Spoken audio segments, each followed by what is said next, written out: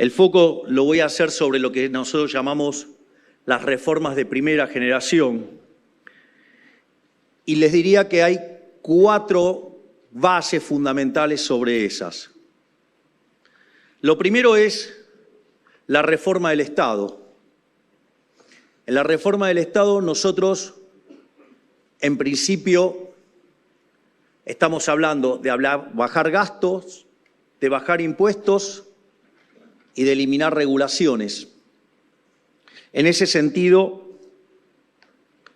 el primer elemento de la reforma del Estado es, vamos a arrancar haciendo una reforma de la ley de ministerios y nos vamos a quedar solamente con 8 ministerios, que es el Ministerio de Economía, Relaciones Exteriores, Infraestructura, Capital Humano, Seguridad, Justicia, Defensa y Ministerio del Interior.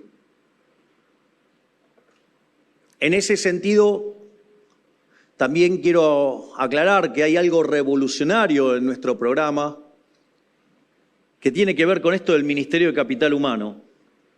Cuando ustedes miran la evidencia empírica a lo largo de la historia de la humanidad, el gran crecimiento económico que tiene el mundo empieza en el siglo XIX. Durante el siglo XIX el elemento fundamental para el crecimiento fue mejorar las condiciones de salud, mientras que el motor del siglo XX fue todo lo que tenía que ver con la educación y el aprendizaje en la práctica. 70 puntos porcentuales del crecimiento económico se explican por el capital humano. Por lo tanto, digamos, aquellos que quieran hablar de hacer una Argentina mejor, los invito a debatir sobre capital humano, a ver cuántos saben. O solo balbucean frases repitiendo a otros. En ese sentido, nuestro Ministerio de Capital Humano se va a ocupar de niñez y familia, se va a ocupar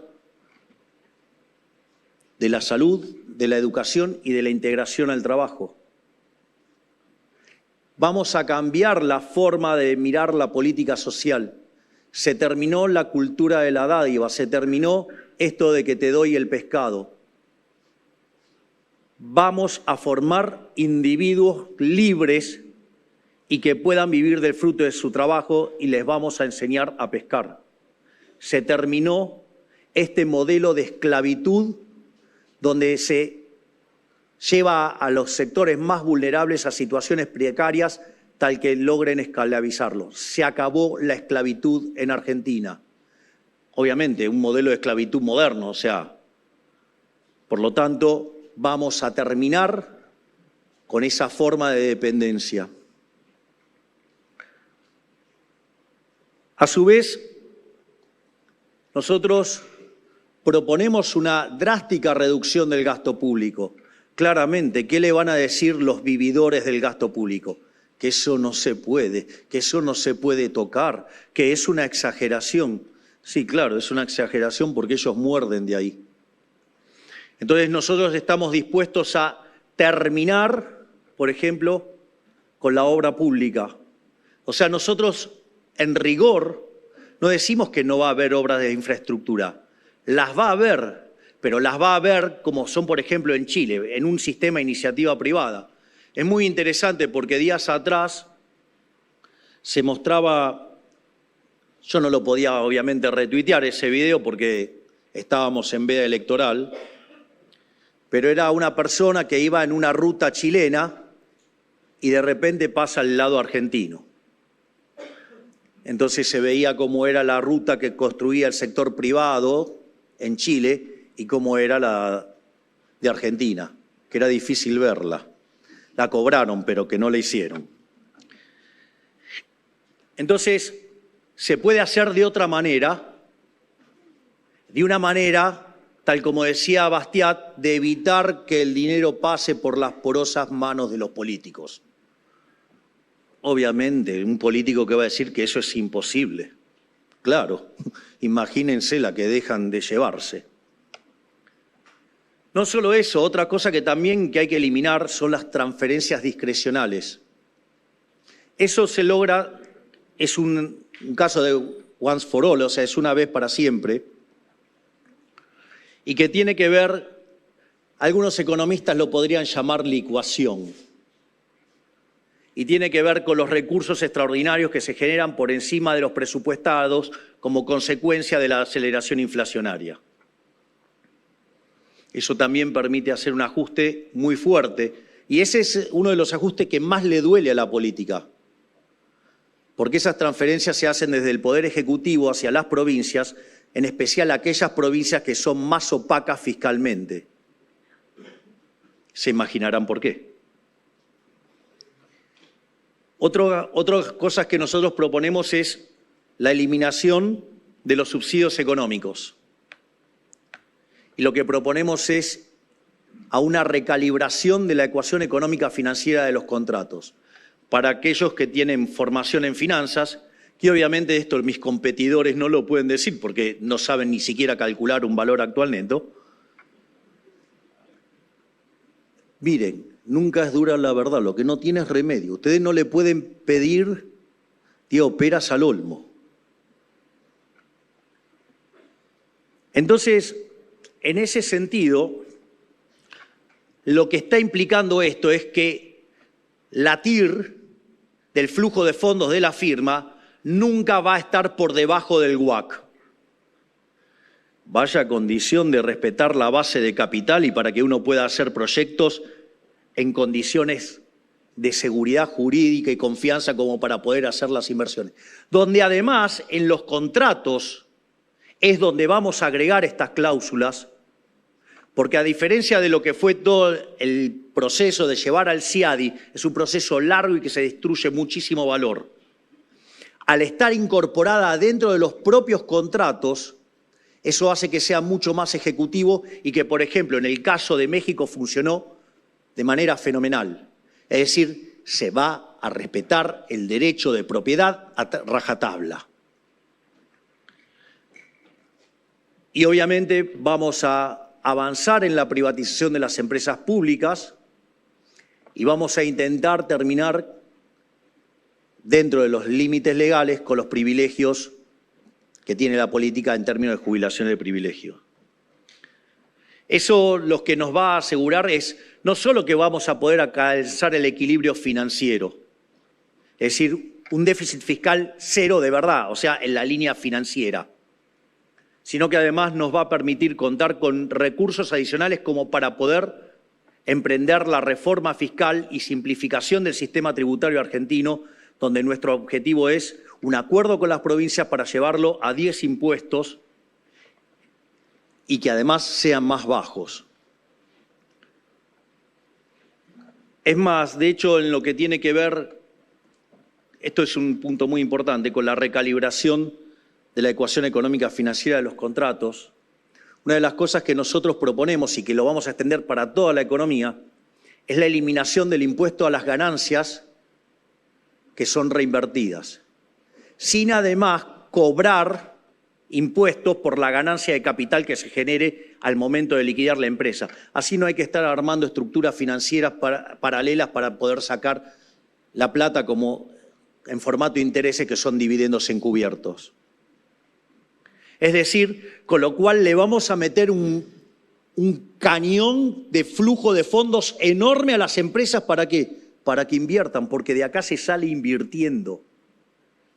Y cuando ustedes invierten, no solo que aumenta la productividad, aumenta el empleo, mejoran los salarios y mejoramos todos. Hay que entender que esa disputa que tratan de plantear desde algunos sectores que ponen a los empresarios como enemigos de los trabajadores, eso es un error. Esto es un proceso de cooperación social. Si a los empresarios les va bien, a los trabajadores les va bien y a los argentinos de bien les va bien. A los únicos que les va a ir mal en mi modelo es a los políticos ladrones, que son los que hicieron de este país el infierno que es y que camina la ruina a la que camina. Por eso es imposible una Argentina distinta con los mismos de siempre, con los que tienen privilegios, con los que nunca pisaron el sector privado y se pasaron toda su vida parasitando del Estado. En eso está claro que tengo una ventaja relativa. Pero no solo es la reforma en términos de bajar gastos, de bajar impuestos, también estamos avanzando en una ambiciosa reducción de regulaciones. Entonces, Argentina tiene cerca de 70.000 regulaciones. Bueno, hay que empezar a bajar regulaciones, que es lo que hace que sea imposible hacer negocios también en Argentina. Por otra parte, en paralelo, nosotros proponemos una modernización del mercado laboral. Nosotros tratamos de ir de este sistema cavernícola que tenemos ahora, de usar las regulaciones y las leyes y la presencia del Estado como mecanismos de seguro. Si yo necesito un seguro, voy y contrato un seguro. A ver, lo voy a poner en un término fácil para que se entienda lo que quiero decir. Supongamos que yo soy una persona profundamente aversa al riesgo y tengo muchísimo miedo de salir a la calle cuando manejo, de chocar. Bueno, frente a esa situación yo voy a buscar tener un seguro. Ahora ese seguro, ¿cómo lo puedo hacer? Bueno, me contrato un seguro, puedo ponerme 2 cinturones de seguridad, puedo ponerle doble airbag al auto, le puedo poner el sistema que hace que el motor sea despedido, lo puedo blindar, le puedo poner un chasis para que aun cuando me lo choquen, poder seguir andando. La pregunta es, si yo hago eso, ¿a quién perjudico? A nadie, es mi decisión. Mi aversión al riesgo la arreglo ¿con qué? Con mi bolsillo. Ahora bien, podemos ir por el sistema cavernícola argentino. ¿Cómo sería el sistema cavernícola argentino? Bueno, como en realidad yo tengo tanto miedo, lo que hago es lleno de regulaciones a todo el mundo para que nadie pueda salir a la calle cuando yo salgo. Está claro que es una estupidez. Bueno, es lo que se ha hecho sistemáticamente en Argentina. Por lo tanto, la modernización laboral implica salir de ese sistema precámbrico y si yo necesito asegurarme, ir por un seguro, no estar reventándole la vida al resto de los argentinos para que yo me sienta seguro, lo cual es aberrante. Va contra el derecho de propiedad, va contra la libertad. ¿Qué parte no se entiende? Esto lo que hace es que en principio, miren, les aviso, hay un negocio grande porque hoy el mercado laboral formal son 6 millones de personas, que está clavado ahí desde el año 2011. Y afuera hay 8 millones en el informal, al margen de todo lo que se maquilla como empleado público, como monotributo social y demás. Esto quiere decir que en principio hay una oportunidad enorme para crear un mercado de seguros de 8 millones de personas y que seguramente por lo menos 2 actores van a tener que ver que ahí hay una posibilidad de negocio enorme. Y eso lo que va a hacer es que la señal de precios esté limpia. Y si a eso lo complementamos bajándole las multas de los juicios, la situación del mercado laboral es muy importante. ¿Y esto por qué también es importante? Porque tiene que ver con una de las reformas de segunda generación, que es la del sistema previsional. Porque fíjense que si el mercado laboral de 6 millones lo llevamos a 14 millones, si además esta es una economía que va a tener fuerte crecimiento económico por el tipo de reformas que impulsamos, si además hay un aumento de la productividad que además se traduce en un aumento de salarios reales, más los efectos positivos que va a generar la estabilización en el plano monetario,